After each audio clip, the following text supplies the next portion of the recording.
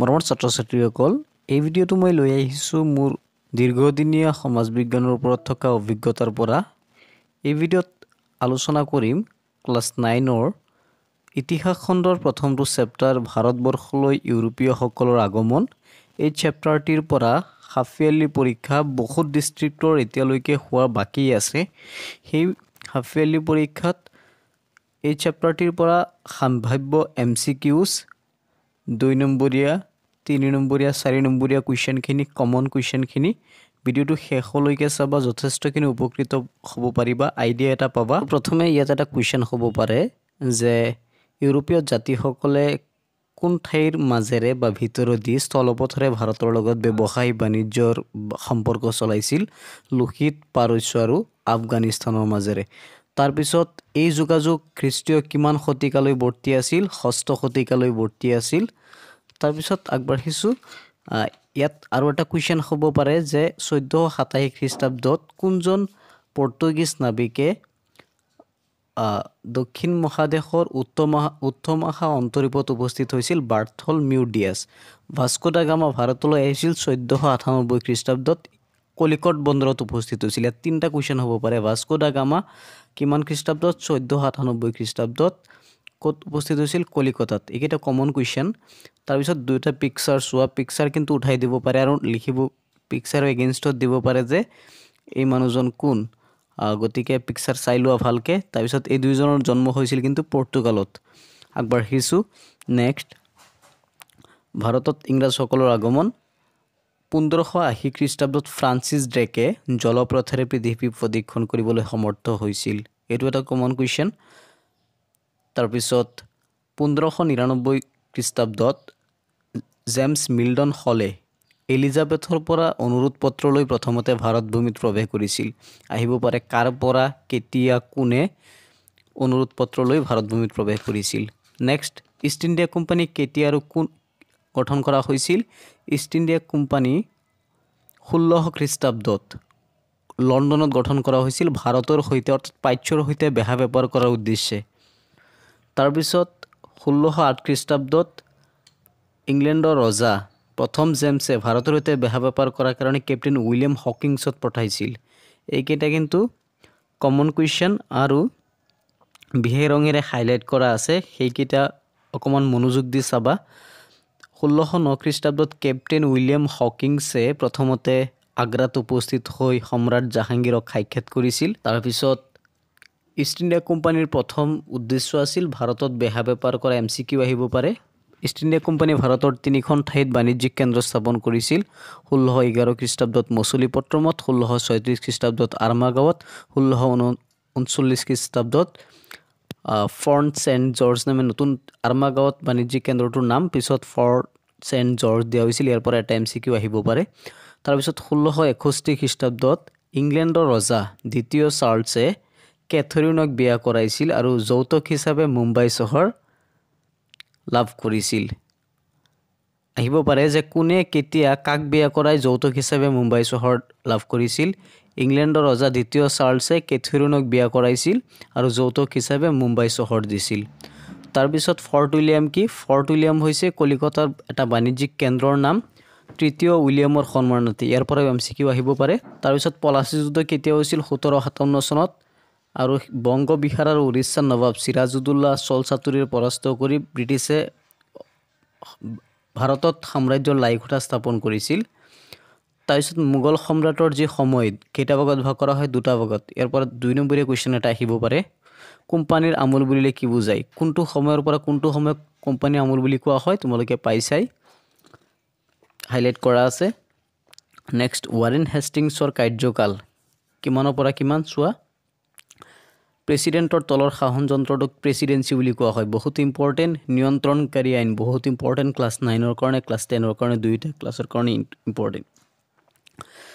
1784 খ্ৰীষ্টাব্দত পিটৰ ভাৰত আইন। পিটৰ ভাৰত আইনে ভাৰতত 2 খলপীয়া চৰকাৰ সৃষ্টি কৰিছিল। এইটো MCQ আহিব পাৰে, কেই খলপীয়া চৰকাৰ। তাৰপিছত 1857 চনৰ 29 মাৰ্চ তাৰিখে মংগল পাণ্ডেই বেৰেকপুৰ চিপাহী ছাউনীত ইংৰাজ বিষয়াৰ গালৈ গুলী বৰ্ষণ কৰি চিপাহী বিদ্ৰোহ সূচনা কৰিছিল। তাৰপিছত ইয়াৰ পৰা আন এটা MCQ আহিব পাৰে যে কিমান চনত কোম্পানীৰ মুদ্ৰাৰ পৰা মোগল সম্ৰাটৰ নাম আঁতৰোৱা হৈছিল? 1835 চনত। তাৰপিছত আৰু এটা কুৱেশ্যন চোৱা, ভাৰত চৰকাৰ আইন কেতিয়া প্ৰণয়ন কৰা হৈছিল আৰু কি উদ্দেশ্যে প্ৰণয়ন কৰা হৈছিল? 1858 চনৰ 2 আগষ্ট। তাৰিখটো মনত ৰাখিবা। আৰু এই আইনৰ উদ্দেশ্য হৈছে, এই আইনে ইংলেণ্ড চৰকাৰক পোনপটীয়াকৈ ভাৰত শাসন কৰাৰ ক্ষমতা দিছিল। এনেকৈ ষ্টেটমেণ্ট হিচাপে আহিব পাৰে, মানে উক্তি বা কাৰণ এনেকৈ আহিব পাৰে। তাৰপিছত আৰু এটা কুৱেশ্যন চোৱা, ভাৰত শাসনৰ সৈতে প্ৰত্যক্ষভাৱে জড়িত হোৱা মন্ত্ৰীজনক কি বুলি কোৱা হয়? ভাৰত সচিব। তাৰপিছত গভৰ্ণৰ জেনেৰেলক কি বুলি কোৱা হয়? ভাইচৰয় খিতাপ দিয়া হৈছিল। 1858 খ্ৰীষ্টাব্দত 1 নৱেম্বৰ তাৰিখে লৰ্ড কেনিঙে নিজকে মহাৰাণী ভিক্টৰিয়াৰ প্ৰতিনিধি বুলি পোনপটীয়াকৈ ঘোষণা কৰি প্ৰথমতে ঘোষণাপত্ৰ পাঠ কৰিছিল। তাৰপিছত ভাগ কৰা আৰু শাসন কৰা, এইটো কোনে? এই নীতিটো কাৰ? ইংৰাজৰ। ব্ৰিটিছ শাসকে এই নীতিটো ব্যৱহাৰ কৰিছিল, ডিভাইড এণ্ড ৰুল। তাৰপিছত ডিভাইড এণ্ড ৰুল ইংলিছতো আহিব পাৰে, চাবা। তাৰপিছত লৰ্ড কেনিঙে বাৰ্ষিক 500 টকা বা তাতকৈ বেছি উপাৰ্জন কৰা লোকৰ ওপৰত কৰ বহুৱাইছিল। 1859 খ্ৰীষ্টাব্দত বংগ ৰাজহ কৰা হৈছিল। তাৰপিছত লৰ্ড কেনিঙে শিক্ষা ব্যৱস্থাৰ উন্নতিৰ বাবে কাৰ শিক্ষা আঁচনি ফ'ল' কৰিছিল? উদৰ শিক্ষা সংস্কাৰ আঁচনি। ভাৰত পৰিষদ আইন হাইলাইট কৰা আছে 1861। তাৰপিছত আগবাঢ়িছোঁ যে ভাৰত পৰিষদ আইনৰ দ্বাৰা প্ৰথমতে দেশীয় প্ৰতিনিধিৰ অন্তৰ্ভুক্তিকৰণৰ শুভাৰম্ভ কৰা হৈছিল 1861 চনত। ভাৰত পৰিষদ আইনৰ উদ্দেশ্য আহিব পাৰে যে আধুনিক প্ৰশাসনৰ সৈতে শিক্ষিত ভাৰতীয়ক চিনাকি কৰি দিয়া। স্থানীয় স্বায়ত্ত শাসনৰ বাট কোনে মুকলি কৰিছিল? লৰ্ড মেয়ই বিত্তীয় বিকেন্দ্ৰীকৰণ প্ৰস্তাৱৰ দ্বাৰা।